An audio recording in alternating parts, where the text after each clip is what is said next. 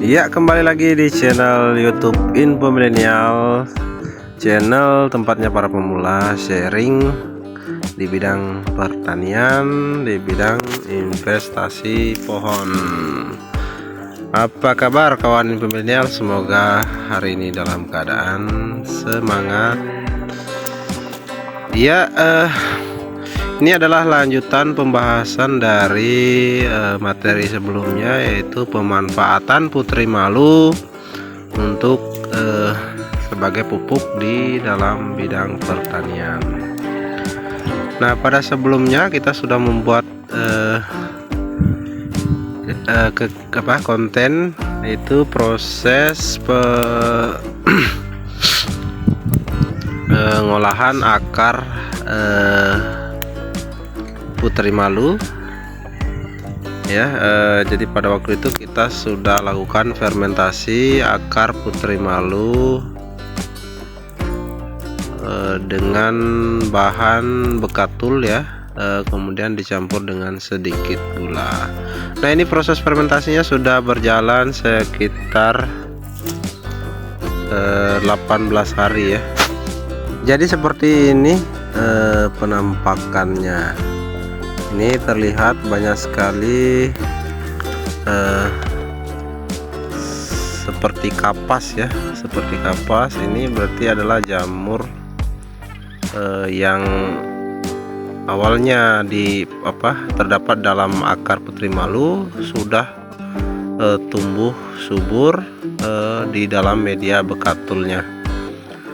Nah, jadi setelah fermentasi ini kita akan coba ya hasil fermentasinya ini. Semua mikroorganisme yang berkembang biak di dalam media bekatul ini akan kita campurkan di media tanam, yaitu pupuk kandang yang sudah dicampur dengan tanah humus dan arang skam ya. Ya, ini kawan-kawan bisa lihat begitu padatnya populasi mikroorganismenya. Nah, ini kelihatan seperti jamur atau cendawan. Nah, ini kemungkinan besar adalah mycorrhiza ya, yang sebagaimana memang dikatakan oleh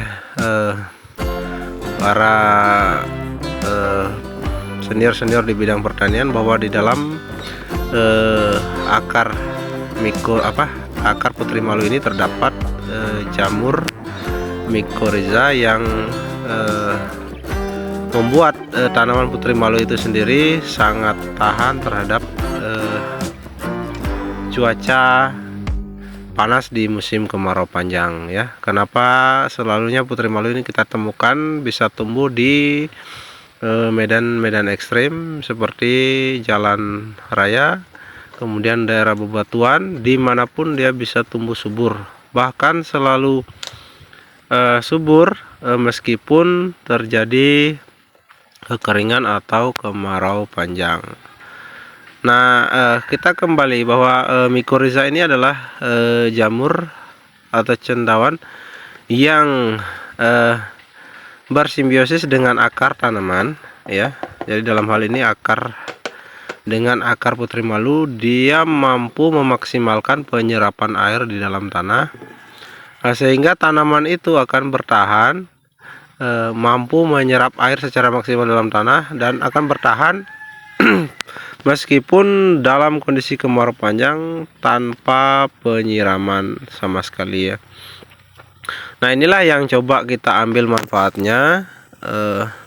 Kenapa kita mesti melakukan perbanyakan mycorrhiza ini ya, dengan memanfaatkan akar putri malu, kemudian kita fermentasi dengan media bekatul. Itu tujuannya adalah untuk memperbanyak daripada mikroorganisme tersebut, terutama mycorrhizanya.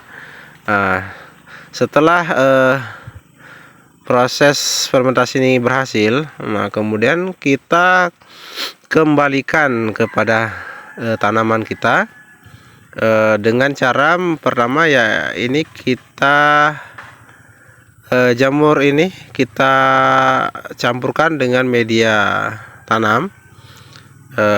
Boleh media tanam apa saja. Ini saya kebetulan menggunakan kombinasi pupuk kandang dicampur dengan tanah humus dan arang sekam. Jadi setelah ini dicampur ya, microrhiza ini hasil fermentasi tadi tercampur dengan bahan media yang lain, kemudian bisa kita langsung aplikasikan ke tanaman kita, ke tanaman di kebun kita, tanaman buah-buahan, tanaman apa saja, juga sangat bagus untuk campuran media di persemaian polybag ya. Jadi pada saat kita mensemaikan bibit dalam polybag, ini media tanam kalau dicampur dengan microrhiza ini malah sangat bagus. Nah, ketika nanti bibit sudah siap diteruskan ke lahan perkebunan, itu di dalam media polybag tadi itu sudah mengandung jamur microrhiza, sehingga jamur ini akan terus berkembang di dalam tanah. Nah, semakin banyak, jadi tanaman kita semakin kuat, semakin tahan terhadap kekeringan, terutama di musim kemarau ya. Kita lihat bersama sekarang saat ini saja itu musim kemarau sudah berjalan 2 bulan tanpa sama sekali hujan. Nah, ini kenapa memang kita harus memikirkan cara-cara lain agar tanaman kita bisa bertahan dan lolos menghadapi musim kemarau. Nah, untuk lahan yang memiliki sumber air, bisa melakukan penyiraman setiap saat, mungkin keberadaan microrhiza ini tidak begitu penting. Tetapi bagi kami petani yang memiliki modal yang sangat minim, nah ini memang kita harus memikirkan cara-cara alternatif agar tanaman kita tetap bertahan di musim kemarau. Jadi salah satunya ini kenapa saya merasa perlu untuk membuat konten semacam ini. Jadi kita mencari alternatif, mencari cara-cara agar tanaman kita tetap bisa tumbuh subur meskipun di saat kemarau dengan tanpa penyiraman ya. Karena memang kalau untuk menyediakan air ya, kami belum punya cukup modal untuk instalasi pipa, untuk sumur atau penampungan air yang lainnya gitu ya. Nah, jadi kita coba mengambil keunggulan-keunggulan yang sudah ada di alam ya. Jadi dengan pemanfaatan kembali tadi bahan putri malu, itu kita ambil akarnya ya, dan ini caranya sangat sederhana ya, semua orang bisa melakukannya. Mudah-mudahan dengan cara ini tanaman kita akan tetap subur dan bisa panen walaupun di musim kemarau panjang. Oke, terima kasih dan salam info.